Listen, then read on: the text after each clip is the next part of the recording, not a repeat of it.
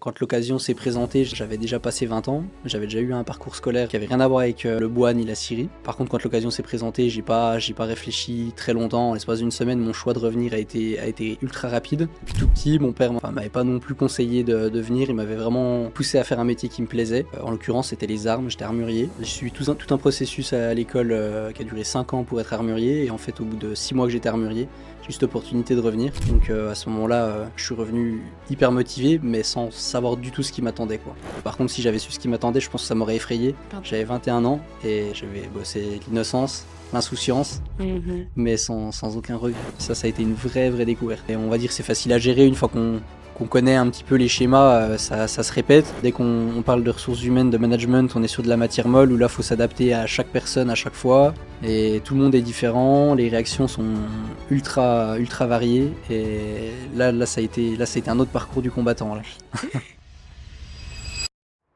Bonjour, bienvenue dans le podcast Behind the Logs. Je suis Morgan Vuitton, le gérant de la scierie Vuitton. Je vais vous Et présenter Alice. je suis Alice Brulebois, export manager à la scierie Vuitton. Alors, Morgane, pour toi, première question. Quel a été le déclic pour toi de reprendre l'entreprise familiale? Qu'est-ce qui t'a fait prendre cette décision? Est-ce que tu as eu des choix particuliers à faire? Raconte-moi. Bah, moi, à l'époque, c'était pas forcément un choix d'enfant, on va dire. C'est quand l'occasion s'est présentée, j'avais déjà passé 20 ans. J'avais déjà eu un parcours scolaire qui avait rien à voir avec le bois ni la scierie. Et par contre, quand l'occasion s'est présentée, j'ai pas réfléchi très longtemps. En l'espace d'une semaine, mon choix de revenir a été ultra rapide. Mais par contre, je m'étais pas du tout mis en tête de reprendre l'entreprise depuis tout petit. Mon père m'avait pas non plus conseillé de venir. Il m'avait vraiment poussé à faire un métier qui me plaisait. Et en l'occurrence, c'était les armes. J'étais armurier. Donc j'ai suivi tout un processus à l'école qui a duré 5 ans pour être armurier. Et en fait, au bout de 6 mois que j'étais armurier, j'ai eu cette opportunité de revenir. Donc à ce moment-là, je suis revenu hyper motivé, mais sans savoir du tout ce qui m'attendait, quoi. Tu as été un petit peu baigné dans la Syrie dès ton enfance, tu as un petit peu passé du temps là-bas. Ouais, bah, carrément, j'habitais à 200 mètres de la Syrie jusqu'à mes 5 ou 6 ans, donc tous les matins, on entend les machines démarrer, tous les soirs, mon père rentrait avec de la sueur, à la maison. Donc il y a le bruit, il y a l'odeur, il y a l'environnement, il y a les repas de famille. Donc évidemment, ouais, depuis tout petit, en fait, le virus, il te pique sans que tu le saches, quoi. Oui, il y a la dimension familiale, Ouais. qui entre en jeu. OK, d'accord et durant tout ce parcours, ce processus décisionnel, tu as eu des doutes? Tu as eu des moments de peur où tu t'es dit, «Peut-être que je ne serais pas capable de le faire» ou au contraire, tu t'es dit: «C'est le moment et puis je me sens capable, let's go»? Bah, quand on a 20 ans, on se rend pas trop compte, donc je pense que je suis revenu, sans savoir trop ce qui m'attendait. Et effectivement, j'avais aucune idée de ce qui m'attendait, sinon je pense que là, avec du recul, je serais pas venu. Enfin, Mmh. je regrette pas du tout d'être venu, au contraire, je suis hyper content de l'avoir fait. Par contre, si j'avais su ce qui m'attendait, je pense que ça m'aurait effrayé. Mais En plus, tu avais 22 ans j'avais, quand tu as repris? j'avais 21 ans. Je suis revenu à 21 ans, ouais.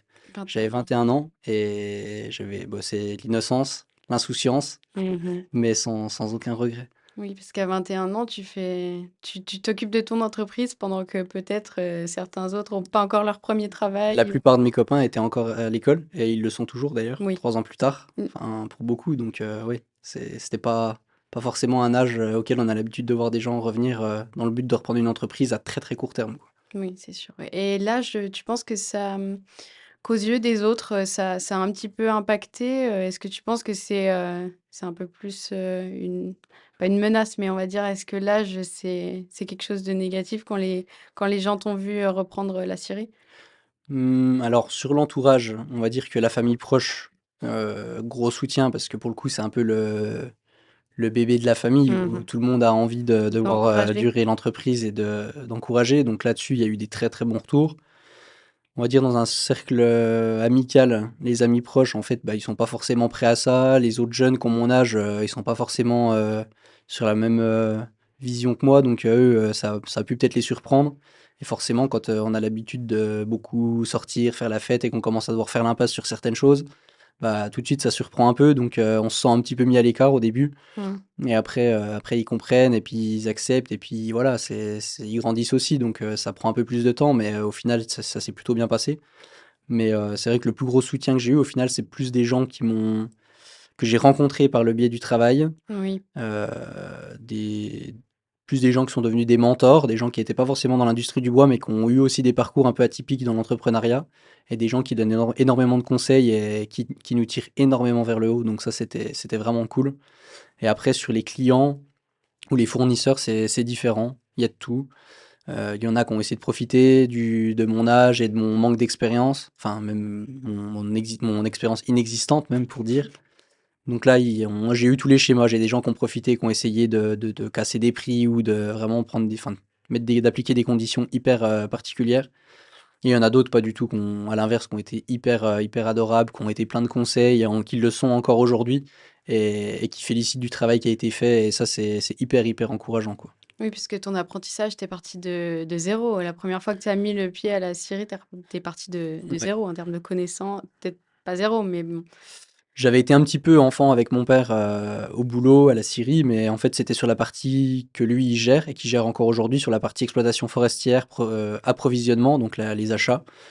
Donc c'est pas du tout le même métier. Là, pour le coup, c'était, on y viendra peut-être après, mais c'était son cousin qui gérait la partie là que j'ai repris, donc la partie, production et commercialisation, mais avec tout ce qui va avec, l'administratif, les ressources humaines, l'environnemental, enfin plein de choses dont j'avais même pas idée et là, pour le coup, ouais, ça a été vraiment une grosse nouveauté, même si je savais ce qu'était un chêne, je savais ce qu'était un hêtre. Bah, je savais pas forcément ce qu'il était à l'intérieur. Je savais le reconnaître de l'extérieur, ce que j'avais vu avec mon père, mais à l'intérieur, c'est tout un autre métier et le vendre, c'est encore autre chose. Donc ça a été une vraie découverte. C'est ça, puis tu as tout l'aspect connaissance, mais tu as aussi l'aspect, où tu dois mener une équipe, où tu dois être aussi avoir une facette, plus commerciale pour pouvoir gérer ton commerce. Ouais, Ah là, oui, là, quand on rentre dans le management et le commerce, c'est encore un autre sujet parce que tout ce qui est plus mathématique, on va dire, c'est facile à gérer une fois qu'on connaît un petit peu les schémas, ça se répète. Là, dès qu'on parle de ressources humaines, de management, on est sur de la matière molle où là, faut s'adapter à chaque personne à chaque fois et tout le monde est différent, les réactions sont ultra variées et là, ça a été un autre parcours du combattant, là. j'imagine, oui, et ta vision pour l'avenir de la Syrie, est-ce que quand tu es arrivée, tu avais une ambition, particulière pour la Syrie, des projets, où tu t'es dit, «Premièrement, je maintiens et puis après on verra ce qui se passe»? Bah, c'est exactement ça en fait, c'est un escalier, c'est-à-dire que la première marche, c'était dire, on maintient, on Mmh. essaye de faire aussi bien que ce qui se faisait, ce qui a même pas été le cas parce qu'au final, quand on démarre de zéro, on fait moins bien, forcément, ça fallait s'y attendre, mais je m'y étais préparé et après dans l'idée, voilà, se dire: «Bon, bah, marche d'après, voilà, on fait aussi bien et après comment on développe?» et là, c'est là qu'il y a des vraies questions qui se posent parce qu'on a un métier qui est en énorme mouvement et choisir la bonne, vision stratégique, ça c'est un vrai sujet aussi et il faut veiller constamment, aux tournants que prennent nos confrères, nos concurrents, nos clients, nos fournisseurs pour savoir, dans quelle direction il faut aller et là, ça, c'est hyper important. Oui, c'est ce que j'allais dire. Tu t'inspires un petit peu de tes confrères, tu demandes conseil, tu t'entoures? Oui, bah, carrément, on a la chance déjà d'être dans une région où on a énormément de confrères et de partenaires donc ça, c'est vraiment une bonne chose parce qu'on a une bonne proximité. C'est des gens qui travaillaient déjà avec mon père, qui travaillaient avec mon grand-père. Donc, il y a une vraie relation de confiance avec eux. Donc, c'est des gens qui ont toujours été transparents. Et alors, pour certains, pas tous évidemment, mais dans l'ensemble, j'ai toujours été très bien reçu. Ils m'ont Oui. tous ouvert leurs portes dans les 2 années où je suis arrivé. Et encore aujourd'hui, ils me font visiter, ils me montrent tout. On a des clients communs, donc on partage un peu des cahiers des charges, on se dépanne. Et ça, c'est vraiment, ça a été vraiment un gros soutien au final. J'avais pas imaginé. Mais déjà, ça a été un gros soutien.